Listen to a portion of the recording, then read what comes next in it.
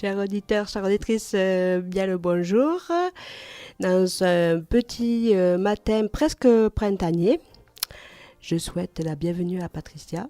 Bonjour Patricia. Merci Karine, bonjour à tous et bonjour aux auditeurs et auditrices. Et un petit message personnel pour mon neveu et filleul Simon. Je lui souhaite un bon anniversaire. Il a 13 ans aujourd'hui. Bisous. Quel bel âge, mais il est au collège à cette heure-ci. Peut-être, alors il ne travaille pas le mercredi, ça dépend. Donc j'espère qu'il pourra nous écouter. Et bonjour Marie-France.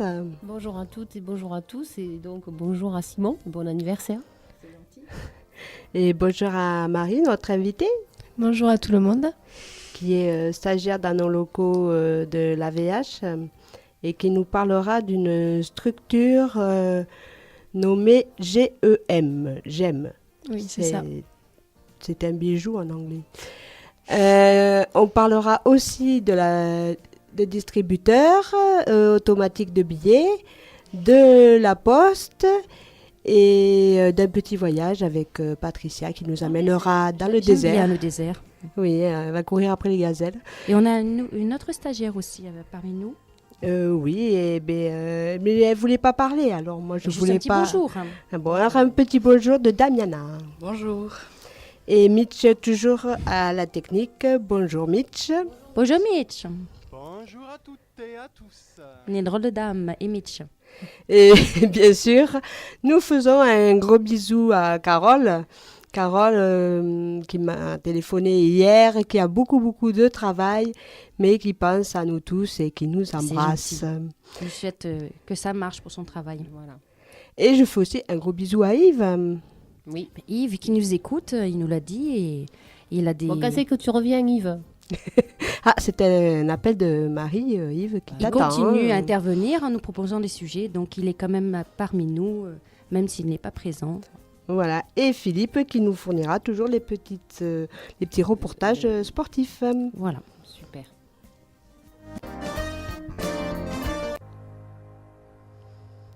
Alors, on va commencer peut-être avec la vie quotidienne.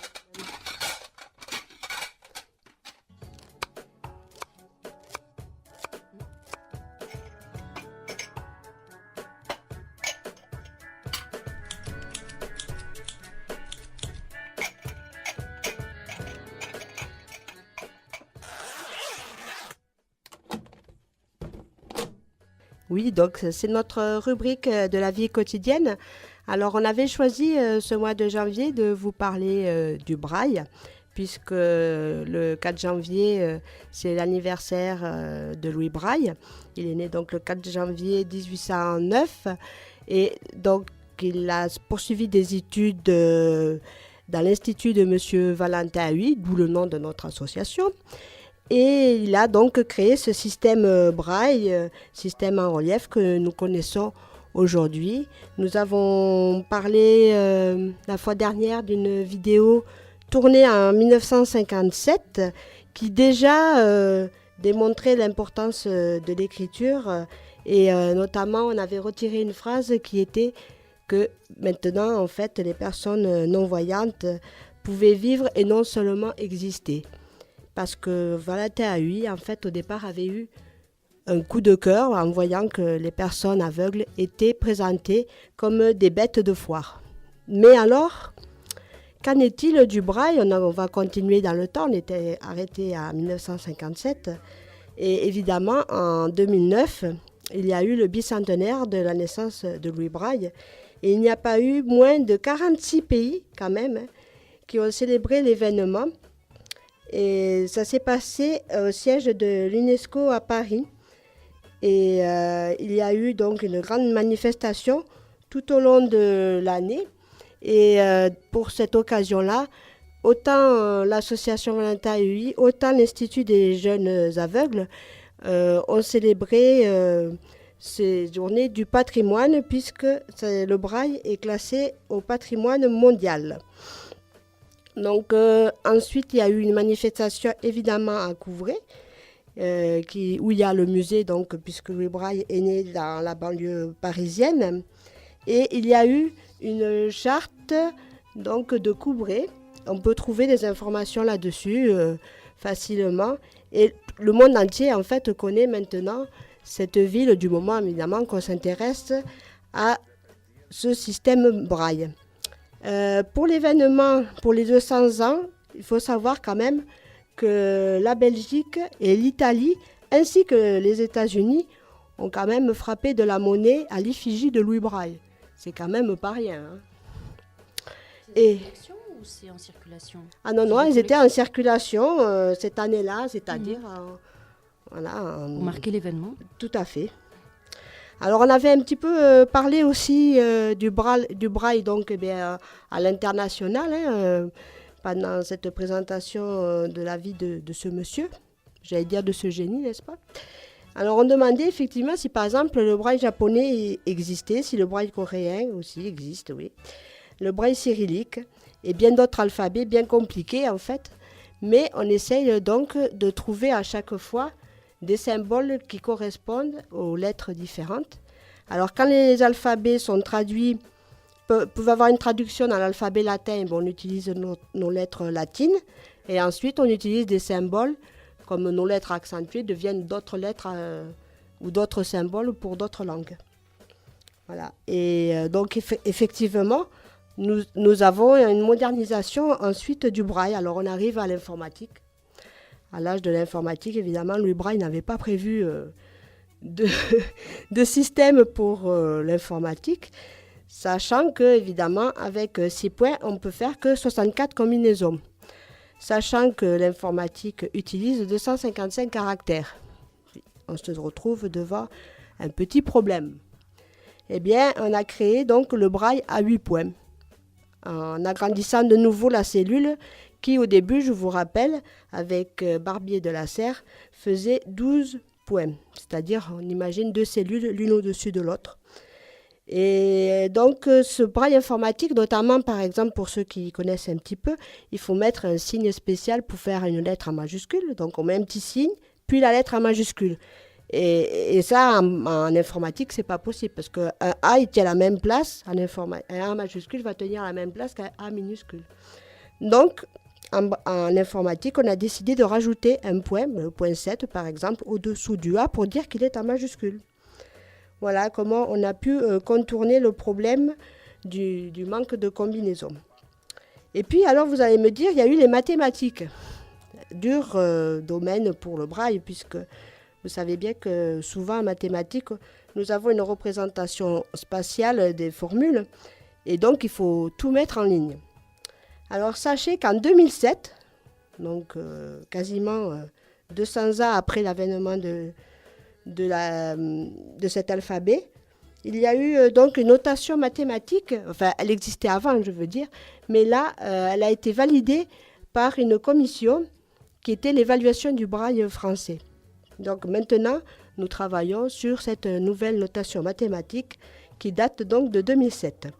Et elle est internationale, cette notation? Non, elle est française. Elle est française. Oui. D'accord. Chaque pays apparemment adapte, j'imagine.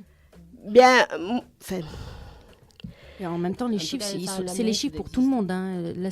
Les lettres, ça peut changer d'un pays à un autre, mais les chiffres, ça les reste des chiffres, les chiffres voilà. sont, oui, c'est sûr que les chiffres Oui. restent pour tous la même chose. Oui. Après, pour tout ce qui est des fonctions complexes comme les intégrales et autres choses, je ne sais pas, je n'ai pas fait mes études, par exemple, en cyrillique pour les mathématiques, Marie-France. Donc, je ne peux pas vraiment te Non, répondre. mais parce que moi, je C'est pensais plutôt à la compliqué. coopération internationale quand on fait de la recherche, tu vois. Et c'était plutôt ça, mon idée. Alors, Parce que- je n'ai pas fouillé, c'était une question piège et pointue, Pardon. mais on pourra peut-être Le s'y niveau était intéresser. Le niveau est élevé, attention. Avoir un témoignage, peut-être. de Non, mais on quelqu'un pourra qui s'y pratique, intéresser, ouais. oui, peut-être, effectivement. Parce que c'était plutôt ça, ma question.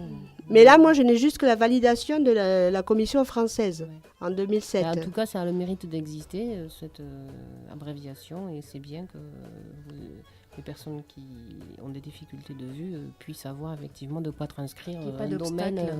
Mais ça permet quand même de faire des études. Hein. Et oui, voilà. Voilà. Non, mais c'est pour ça. Voilà. Alors qu'avant, ils étaient, de par leur handicap, ils étaient empêchés justement par rapport à tous ces techniques. Mais à la fin du 19e siècle, je pense que c'était un petit peu plus difficile Ouais. de faire des mathématiques, effectivement. jusqu'aux années... Ça a ouvert des portes. L'intérêt, en fait, c'est que quand tu as un abrégé, un domaine technique comme ça au niveau physique ou mathématique, c'est que tu puisses avoir la transcription d'une formule et que tout le monde la comprend de la même façon, quoi. C'est ça, c'est une façon Voilà, de mais communiquer, c'est ce que essaye de faire, effectivement, cette nouvelle notation mathématique, essaie de retranscrire au mieux l'idée de la formule, puisque il faut savoir qu'est-ce qui est en haut de la ligne, qu'est-ce qui est en dessous de la ligne. Et bon, je ne vais pas vous faire un cours de fonction et de fraction ici, mais voilà, c'est cette nouvelle... cette commission avait validé cette nouvelle notation mathématique pour éviter effectivement toute source d'erreur dans les formules. Et donc, je vous avais déjà raconté au début, Monsieur Louis Braille était organiste et avait déjà mis au point une notation musicale. Alors, dans cette notation musicale, il reprenait effectivement les lettres de l'alphabet, puisque, comme je vous ai dit, il n'y a que 64 combinaisons, donc il n'en a pas inventé de nouvelles. Hein. Mais on se sert de l'alphabet, donc c'est dans le contexte musical, donc on ne peut pas se tromper. Et par exemple, le D devient un Do. Et sachez que si vous mettez le D tout seul, par exemple, c'est une croche. Contrairement à ce qu'on pourrait croire qui était la base, qui pouvait être une noire. Eh bien non, c'est une croche. Et ensuite, il rajoute des points à cette base pour voir si c'est une noire, une blanche, voilà. Et il y a donc comme ça toute une série. Alors vous imaginez, pour ceux qui connaissent une portée, sur 5 lignes, c'est retranscrit note à note en linéaire. C'est quand même, voilà, on en avait parlé avec Julien, ça fait beaucoup de... Ça fait beaucoup de volume. Ouais. Ça fait aussi beaucoup de volume, voilà. Alors, pour en revenir en informatique, il existe maintenant des transcripteurs automatiques. Donc, vous tapez un texte à l'ordinateur comme une secrétaire. Vous avez un petit logiciel, vous lui demandez de transformer votre fichier et vous obtenez des points braille que vous pouvez imprimer. On dit plutôt embosser puisque ça fait des bosses l'imprimante braille. D'où le mot embosser. Donc, je vais vous donner quelques petits logiciels qui sont sur le marché. Il y a DBT qui fait du braille intégral et abrégé et qui est évidemment de transcription de très bonne qualité. Après, vous avez un logiciel gratuit qui s'appelle Nat Braille qui fait aussi de l'intégral, de l'abrégé, des mathématiques et on nous dit que la musique est en cours de développement. Vous avez WinBraille qui est totalement gratuit aussi, qui fait de l'intégral et de l'abrégé. Pour ce qui est de la musique, celui qui est le plus spécialisé, c'est Dancing Dot.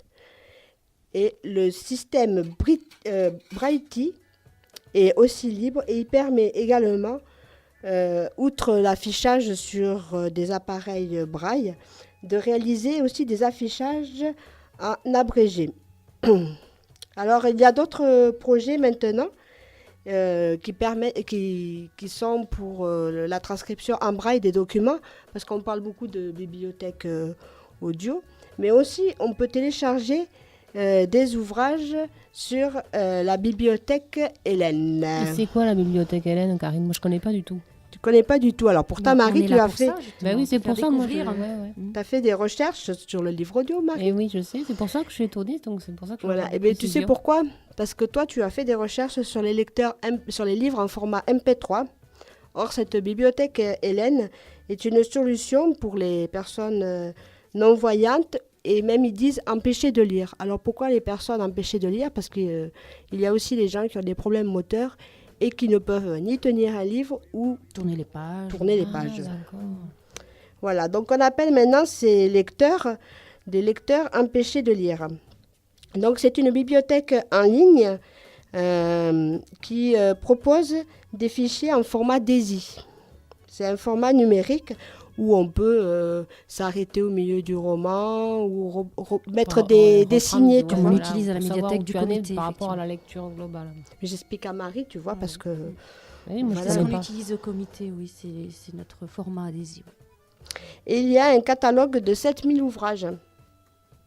Donc, ce catalogue est libéré, on va dire, des droits d'auteur. selon la loi pour les personnes donc qui ont une carte d'invalidité. Donc si vous avez un contrôle, par exemple, il faut que vous soyez capable de présenter une carte d'invalidité pour dire oui, j'ai téléchargé ce livre parce que je suis en état... Empêché de lire, quoi. Voilà, exactement. C'est ça. Ou un certificat médical pour les personnes qui sont, par exemple, qui se sont cassés le bras. Ou temporaire, ou bien sûr. temporaire. Mhm. Voilà. Donc, vous pouvez faire une recherche par titre, par nom, d'auteur, par numéro d'ISBN, par genre ou sujet. Ça fait quand même pas mal de livres, à 7000 livres, n'est-ce pas, Patricia? Oui, bien sûr. Nous, on n'en est à que 5000, donc effectivement, et pourtant, on en a beaucoup Il y déjà. a beaucoup de domaines de lecture, je suppose. Alors, vous Pas avez trop des listes. jeunesse, par contre.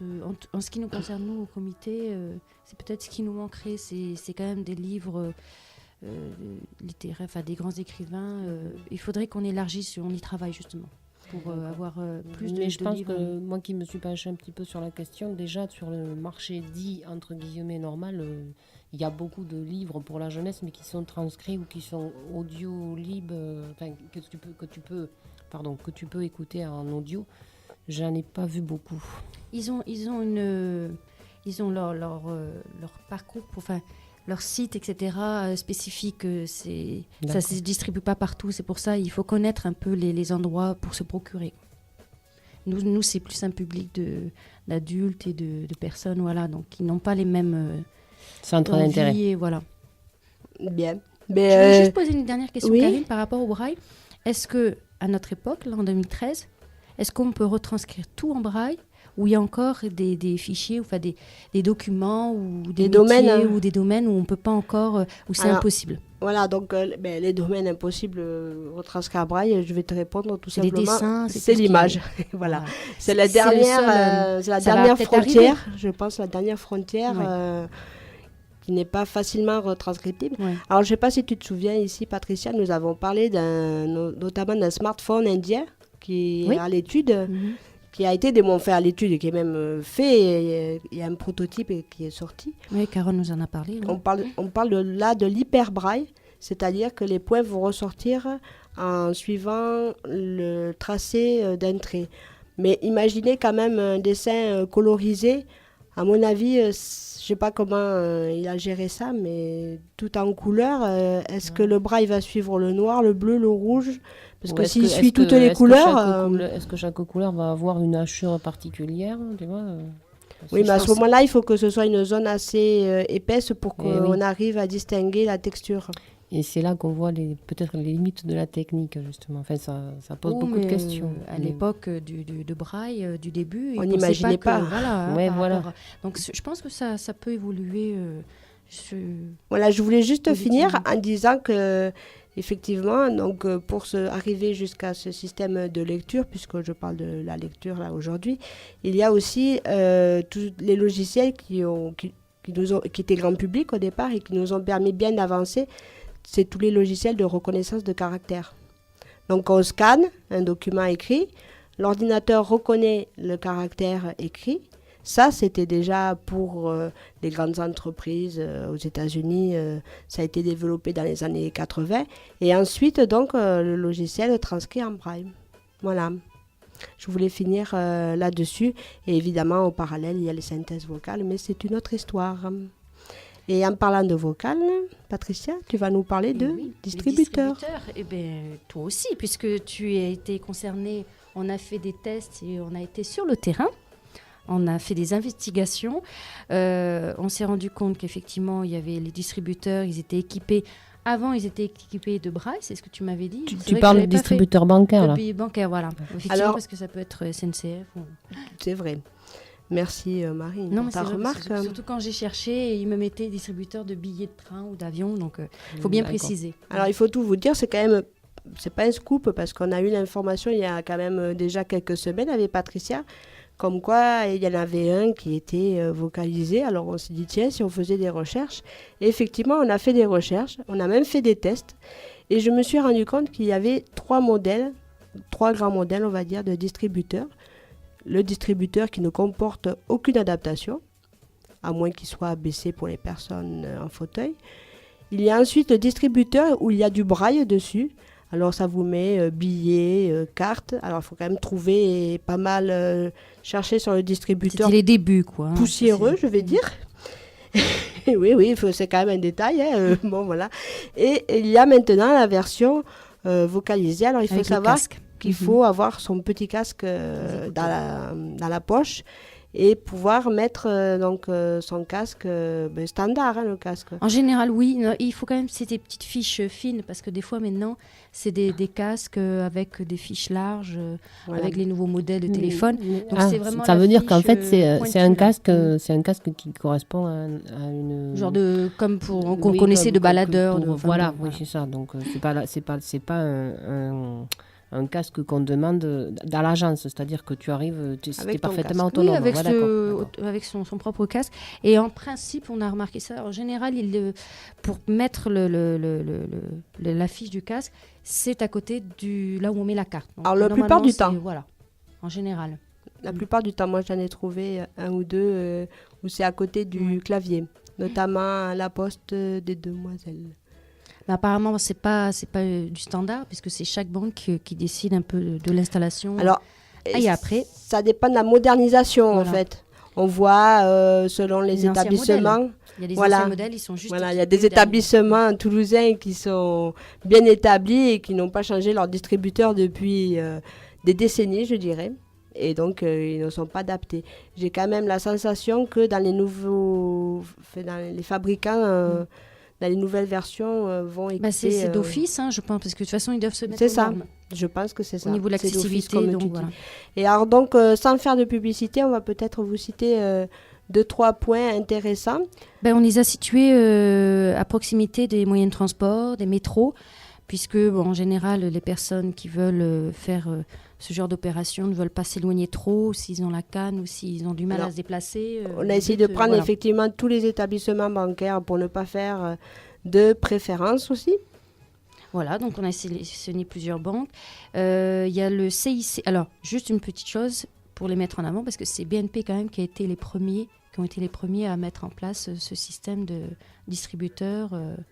Pour commencer, voilà, ça a été les précurseurs pour l'installation. démarche. Donc autant les mettre en valeur, parce que ils ont eu cette sensibilité par rapport aux autres. Bon, après, les autres ont suivi, mais c'était bien de le signaler. Alors, on t'écoute, Patricia. Alors, alors, je donne les adresses, si les gens connaissent, mais il y a le CIC à 25 Place Carme. La place des Carmes. Voilà, si tu veux situer, parce que tu connais un peu C'est à côté du métro. Moi, Voilà, c'est à côté du métro. J'ai sélectionné ici le BNP, 9 boulevard Lazare Carnot. C'est un petit peu plus loin, mais c'est toujours... C'est dans une... Parce que des fois, les distributeurs sont à l'extérieur, sur le trottoir, ou alors des fois dans des locaux. Voilà. Donc là, l'appareil est dans le SAS. Voilà. D'accord. C'est à côté de François Verdier. C'est celui qu'on a testé, Patricia. Voilà. Il y a aussi 29 allée Jean Jaurès, le Crédit Mutuel. Oui. Et alors, moi, ce que je voulais rajouter, Patricia, avant de finir la liste... Je ne vais pas toute la dire, parce qu'il y en a beaucoup, mais elle sera disponible, évidemment. Et avant de finir cette liste, je voulais préciser aux personnes non-voyantes que dès que l'on met la fiche du casque dans le distributeur, l'écran s'éteint. Voilà, le distributeur reconnaît qu'il faut qu'il se mette en mode vocal. Discrétion. Voilà. Et donc, il éteint l'écran et il vous décrit, si vous laissez faire, vous ne faites rien, et il va vous décrire en fait toute la console qui est devant vous. Synthèse vocale, si les gens connaissent par rapport à l'ordinateur, c'est le même principe de la synthèse vocale sur un ordinateur. Alors, je te laisse continuer. On a aussi la banque postale au 9 rue Lafayette, dans le hall. C'est Capitole. Voilà. Il y a aussi 66 rue de Metz, près du Monument aux Morts. Voilà, c'est encore François Verdier. Et banque postale aussi à 28 Grande rue Saint-Michel. Oui, c'est la poste Saint-Michel. Voilà. Il y a aussi le 179 avenue des Minimes, c'est une Société Générale. Ça, je crois que c'est la station. D'accord. Voilà. Moi, j'avais en ville encore, j'avais Jeanne d'Arc. Celui-là, je l'ai vraiment testé. C'est le Crédit Agricole qui est face à l'ascenseur quand vous côté côté Décathlon, voilà. Côté de la place Jeanne d'Arc. Oui, voilà. Côté marché, oui. Côté marché, voilà, c'est ça.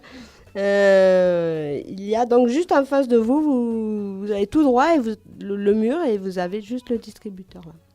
Et un petit dernier, Saint-Cyprien, 14 place intérieure, Saint-Cyprien, angle rue Jacques Darré, Voilà. BNP. Et c'est Bon, métro la- Saint-Cyprien. Alors, la particularité, c'est que on l'a testé. Et il y en a certains, on met la fiche du casque et il n'y a rien du tout. Donc, soit ils sont en train d'installer le logiciel. Donc, ça peut arriver que en mettant le casque, ça ne fonctionne pas. C'est parce qu'ils n'ont pas encore intégré le logiciel. Alors, voilà. C'est la Peut-être, particularité.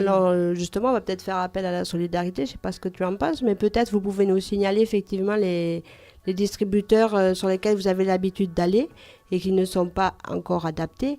Et peut-être on peut appuyer quelques demandes.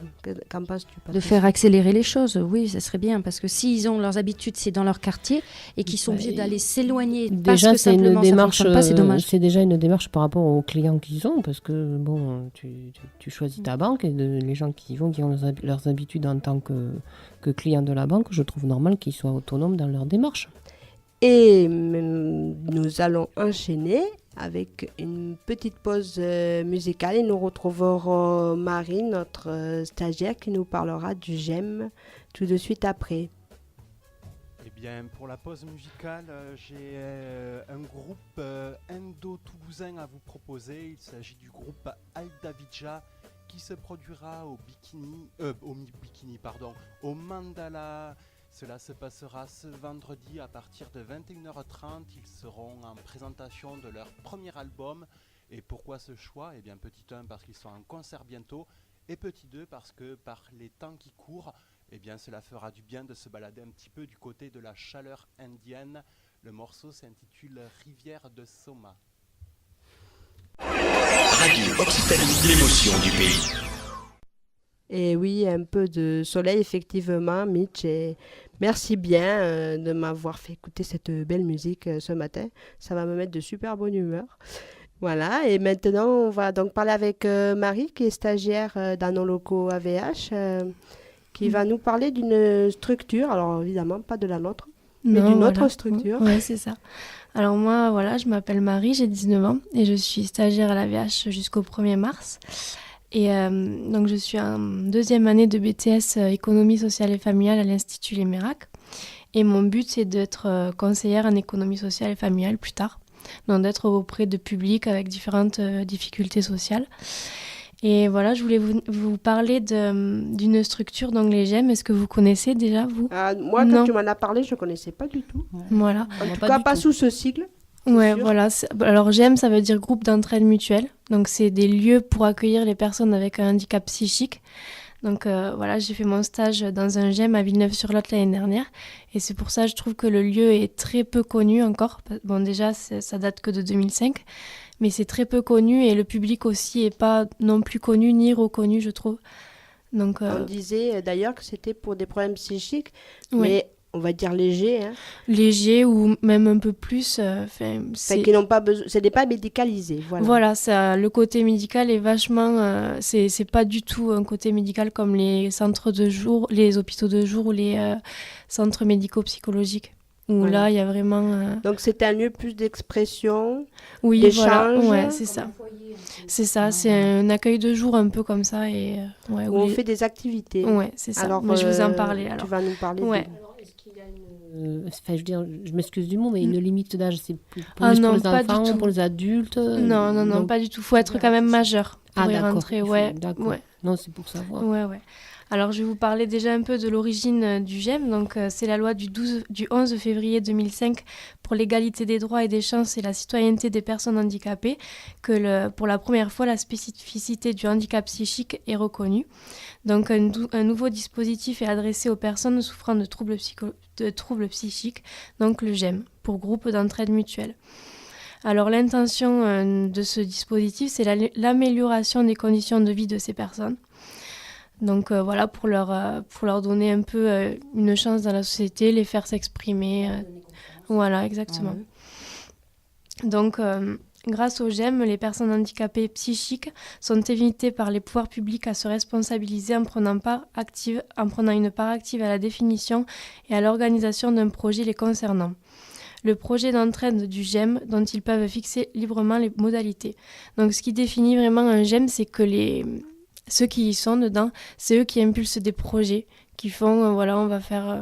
Aujourd'hui, on va faire une activité sur la cuisine ou quelque chose, mais c'est eux qui mettent en œuvre, selon leurs envies, leurs goûts, leurs possibilités aussi, parce qu'ils ont, oui, parce qu'ils tout à sont, fait. voilà. Tu me disais notamment dans ces lieux-là, l'alcool est interdit. Voilà, donc là il y a des limites aussi, voilà, les objets dangereux, l'alcool et tout ça, on sait très bien que c'est interdit, ils n'ont pas le droit de... Tentation. Voilà, ouais, c'est ça. Et en plus, il n'y a pas beaucoup de responsables, on va dire, qui gèrent la structure. Voilà, moi où j'étais en stage l'année dernière, donc il y avait 2 animateurs. Donc, donc il y en avait une, elle avait le diplôme d'assistante sociale, mais bon, elle était considérée comme animatrice. Elle était à mi-temps, elle. Et l'autre c'était un éducateur spécialisé qui était à plein temps. Mais ils ont le statut d'animateur. Pour une trentaine de personnes, tu nous disais à peu près. Voilà, ouais, entre 25 et 30 personnes. Mais bon, régulièrement, il y en avait une dizaine, quoi. Voilà, c'est Villeneuve-sur-Lot. Ouais, à Villeneuve-sur-Lot, dans le Lot-et-Garonne. Ils s'inscrivent comment, ces gens? Ils arrivent Alors, là-bas, ils doivent donner un certificat? Non, mais souvent, ils sont envoyés par soit les CMP, comme je disais, les centres médico-psychologiques, les hôpitaux de jour. Par des structures... Voilà, c'est ça, des structures où il y a un côté médicalisé déjà, et là où ils seront coupés de ce côté médical déjà. Parce qu'effectivement, j'ai remarqué une chose, c'est que les personnes malades sont suivies, mais dès qu'ils ont fini leur séjour, ils sont relâchés, entre guillemets, dans la nature. Ouais. Et là, ça leur permet, c'est un sas, en fait. C'est un peu ça, d'être autonome directement. Ouais. Alors, certaines limites que j'ai relevées, c'est que souvent, donc, ils viennent au GEM, donc pour faire différentes activités et tout ça. Mais souvent, dans l'année, ils vont souvent en hôpital psychiatrique, ils ont des séjours... Il y a des coupures, tu veux dire ? Ouais, souvent. Souvent, ils doivent y revenir. Bon, mais c'est comme ça, ils sont malades, quoi. Mais... Pas tous, tu nous disais par exemple qu'il y en avait qui... ça leur permettait de faire un sas vers la vie Voilà, non mais moi, il y en a... avait tout simplement qui recherchaient un travail ou qui l'avaient perdu, donc ils venaient un peu discuter, retrouver un peu d'amis, tout ça, au sein du GEM, quoi. Oui, parce qu'effectivement, une perte d'emploi ou un deuil, peut mettre en difficulté psychiquement une personne. Sous le même principe du café, rencontre, le café... Un peu, c'est un peu ça, ouais. Alors, on peut se poser la question, comment sont financées ces structures ? Donc, une enveloppe annuelle de fonds publics est versée au GEM d'un montant de 20 millions d'euros.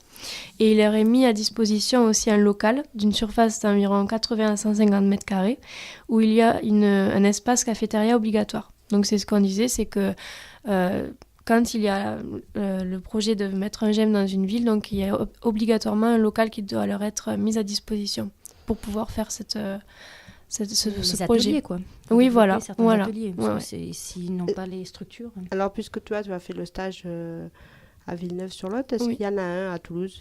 À Toulouse, des GEM. Alors oui, je vais vous en parler plus tard, mais oui, il y en a 4 à Toulouse et 1 à Castanet-Tolosan. Mais après, j'ai pas fait autour quand même. Non, mais déjà, on sait qu'il y en existe. Oui, il en existe, ouais.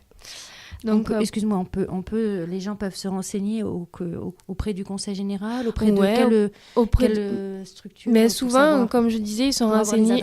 Ils sont renseignés souvent, mais par les structures médicales. Oui, ou ça. Ouais, exactement. Ouais. Tout ce qui est un peu de l'ordre social. Voilà. Là, déjà, effectivement, on donnera quelques adresses, mais après, il y en a partout dans la France, quoi. Voilà. Ah oui, il y en a partout, ouais. Alors, pour résumer, donc, le GEM, il est composé donc, des usagers, d'un personnel encadrant, qui sont dénommés les animateurs. Il y a des bénévoles aussi, s'il y en a, parce que moi, où j'étais, il n'y avait pas de bénévoles. Donc, voilà. On peut lancer un appel, en tout cas. Pour ceux ils acceptent les bénévoles ou c'est simplement... Non, ils acceptent, mais moi, il n'y en avait pas. Mais c'était une petite structure quand même très peu connue. Ah ouais, très peu connue. C'est bizarre parce qu'effectivement, il y a une association qui regroupe tout organisme, toute association, pour que les bénévoles consultent s'ils veulent aller dans tel ou tel établissement. Est-ce que le GEM fait partie de cette liste ? Je pense, ça, il faudrait savoir. Parce que mais comme c'est récent quand même, ça date que de 2005. Et moi, je sais que où j'étais en stage, il avait été créé en 2006 ou 2007. Donc mais déjà, il y avait quand même pas mal d'adhérents. Hein, mais c'est vrai que c'est peu connu. Et moi, j'ai l'impression, quand j'en parlais autour de moi, même mes professeurs, quand je leur disais je vais faire mon stage là, ils me disaient tu peux me dire quand même comment c'est quoi c'était quand même... Est-ce que toi, justement, tu t'es rentré dans ton stage, Tu as regardé dans l'annuaire. Voilà, c'est ça. Recherche Donc, de stage, mais j'ai cherché dans l'annuaire, je suis tombée sur ça. Et puis, même moi, je savais pas ce que C'est c'était. pas quelqu'un qui m'en a parlé. Non, ah non, pas du tout. Ouais. Alors, résumons-nous. Alors, qu'est-ce que j'ai encore à dire?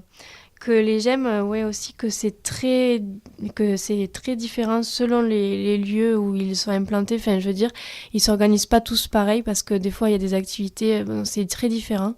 Les usagers aussi sont différents parce que ça peut être, comme on disait, ça peut être la simple personne qui recherche un peu de lien social à celle qui a des troubles bipolaires ou qui est touchée par de la schizophrénie. Donc, voilà. Excuse-moi, c'est pas limité dans le temps. Les gens peuvent rester non, autant de temps. Ils sont adhérents à l'année, en fait. Ils n'ont pas... Non, ils n'ont pas du tout de limitation dans le temps. Et Oui, je te laisse continuer. Après, qu'est-ce que je voulais dire Les adresses, peut-être Oui, peut-être on va finir par les adresses. Ouais, je vais finir par les adresses. Donc, alors, il y en a un, l'angle GEM Nomade. Il s'appelle au 32 allée Jules Gued. C'est à côté de Palier de Justice, je crois. Oui, tout à fait. C'est ça. Après, le GEM Bon Pied Bon Oeil, à 206 route de Revel. C'est vers Saint-Orens, tout ça. Après, le GEM Passe Muraille, à 18 rue Benoît Arzac. Alors ça, je sais pas trop où ça, c'est Mitch qui connaît. Oui. Là, nous sommes du côté de Saint-Cyprien, République. D'accord, bon voilà, vers Saint-Cyprien. Et après, le GEM Bipole 31, à 3 rue Marie-Magnier. Alors ça, je sais pas, c'est à côté aussi du GEM Passe Muraille, mais où je sais pas trop.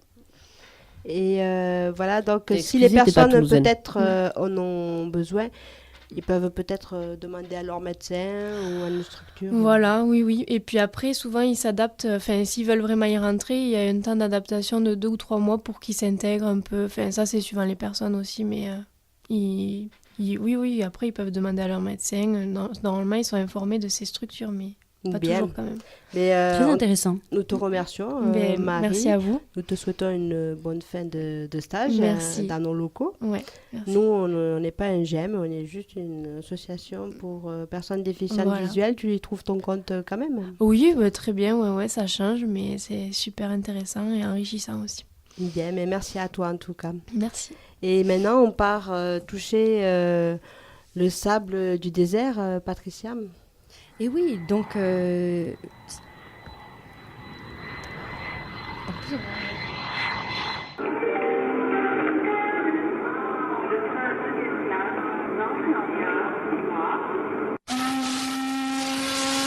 partirai demain si je veux.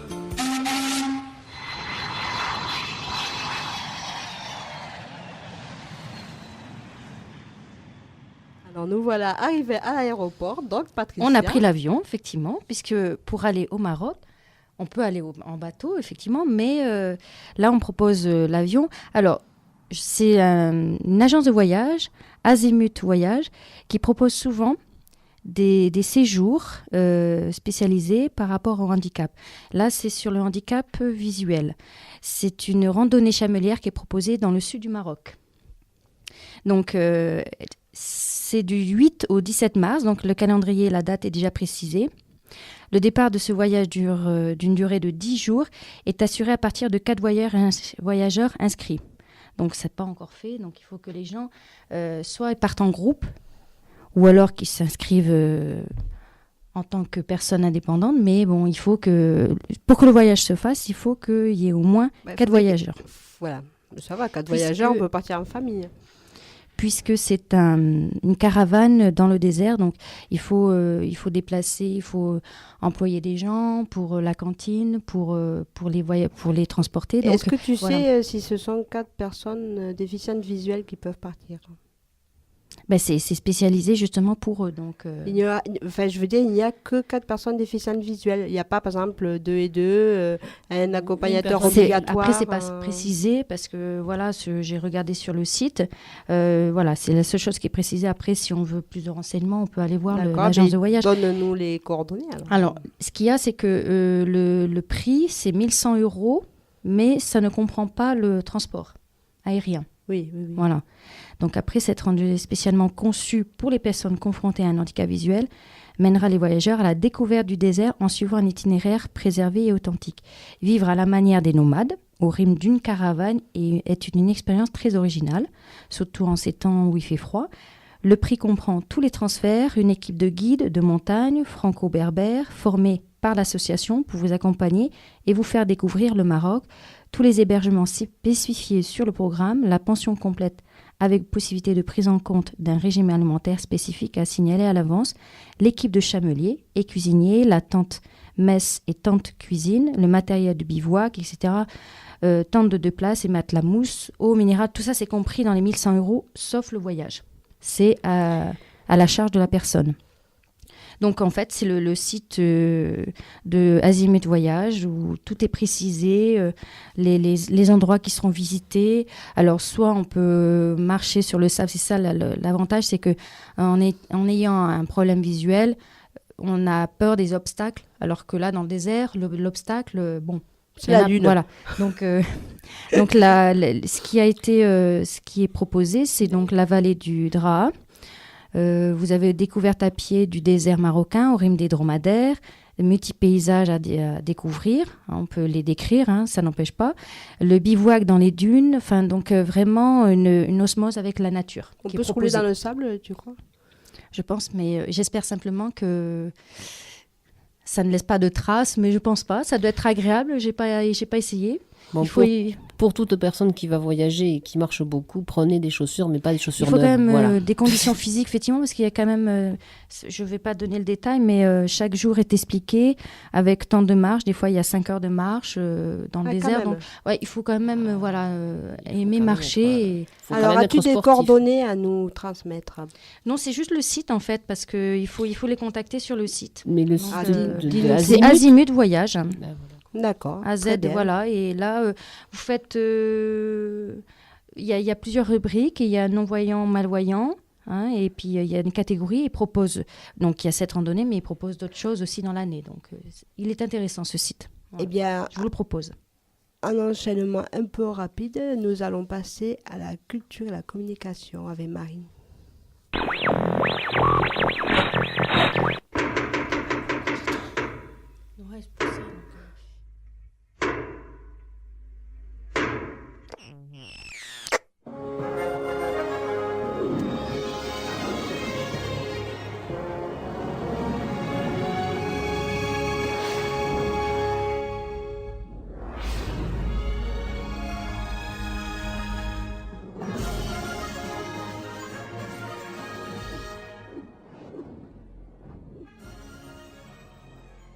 Oui, donc Marie, tu vas nous parler, toi, de l'accessibilité dans nos bureaux de poste. Tout à fait, parce que vous savez que c'est ma petite marotte, parce que je m'énerve sur les places de parking et tout ça. Et donc, comme j'avais dit que j'allais m'intéresser un petit peu à la question, aujourd'hui, j'ai décidé de vous parler de l'accessibilité des lieux publics. Et je vais vous parler plus spécifiquement de la Poste. Parce qu'elle a la Poste a une démarche qui a commencé en 2004 et qui s'est poursuivie en 2009. Et comment je sais tout ça ? C'est parce que l'APF a publié en 2012 une étude sur que se passe-t-il sur l'évolution de la loi de l'accessibilité de l'année 2005. Oui, on en avait parlé. Voilà, on en avait parlé. Et donc tout ça, ça découle de cette démarche générale. Et donc, qu'est-ce qu'a remarqué l'APF ?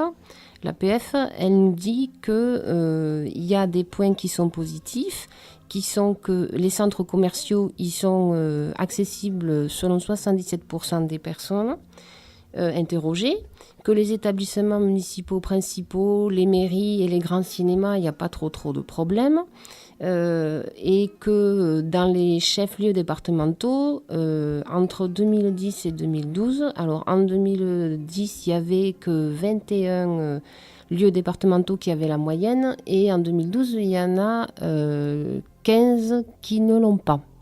Donc c'est très très bien, il y a quand même une évolution. Et pourquoi je vous parle de la Poste ? Parce que la Poste, elle a une démarche très très particulière et qui est remarquable, c'est qu'elle a une démarche d'accessibilité à la fois pour ses clients, mais aussi pour son personnel.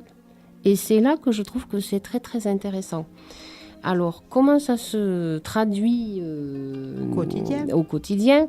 Ça se traduit par le fait que la Poste a une démarche qui permet à ses clients et à son personnel d'accéder, d'utiliser de façon sûre, confortable et autonome les infrastructures et les services proposés dans ces bureaux de poste. Alors la première des choses qu'on peut voir, c'est que les guichets, suivant les opérations que vous voulez faire, il y a eu une opération, je dirais, coup de jaune et colorée de la Poste, parce qu'en fonction de ce que tu veux faire, il y a des couleurs déterminées. Ça, on a remarqué que... Voilà, c'était devenu beaucoup moins triste. Hein? Ça, triste, je ne sais pas, parce que, bon, voilà, mais en fait, ils ont quand même éclaté les services, et voilà. si on veut un courrier, on n'est pas obligé de refaire la queue. Voilà, et surtout, il y a un code couleur, donc pour ceux qui veulent aller faire un courrier, il y a une couleur qui est jaune en général. Ceux qui veulent aller déposer un colis, je crois que c'est bleu. Et donc, en fonction du lieu que tu fréquentes, ça va avec harmonisé. Les nouveaux distributeurs. Voilà, c'est exactement ça. Mais il n'y a pas que ça. Alors, il y a une ligne de suivi pour aller jusqu'à l'accueil quand on n'y va pas. Voilà, c'est ça. C'est ce qu'on appelle effectivement les bornes, les bandes de guidage au sol de l'entrée du bâtiment au point d'accueil. Tout à fait. N'est-ce pas? Après, il y a aussi les bornes audio qui ont été installées, et il y a aussi les automates financiers qui ont été équipés d'une lecture vocale et qui donnent les instructions, un petit peu comme les services bancaires. C'est ce que l'on vient de parler. Voilà, sauf que là, ça concerne le courrier. Il y a un agent d'accueil aussi. Voilà, aussi, oui, c'est vrai.